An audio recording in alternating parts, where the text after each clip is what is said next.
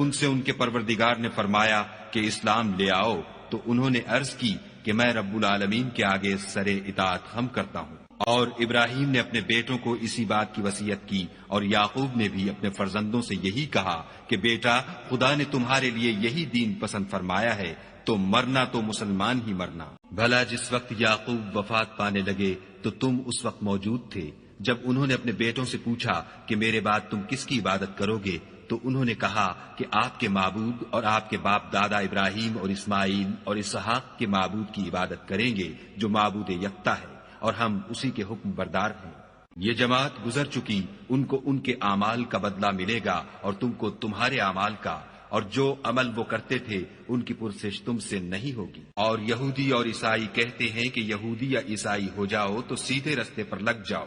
اے پیغمبر، ان سے کہہ دو نہیں، بلکہ ہم دین ابراہیم اختیار کیے ہوئے ہیں جو ایک خدا کے ہو رہے تھے اور مشرکوں میں سے نہ تھے۔ مسلمانوں، کہو کہ ہم خدا پر ایمان لائے اور جو کتاب ہم پر اتری اس پر، اور جو صحیفے ابراہیم اور اسماعیل اور اسحاق اور یعقوب اور ان کی اولاد پر نازل ہوئے ان پر، اور جو کتابیں موسیٰ اور عیسیٰ کو عطا ہوئیں ان پر، اور جو اور پیغمبروں کو ان کے پروردگار کی طرف سے ملی ان پر، سب پر ایمان لائے۔ ہم ان پیغمبروں میں سے کسی میں کچھ فرق نہیں کرتے، اور ہم اسی خدائے واحد کے فرما بردار ہیں۔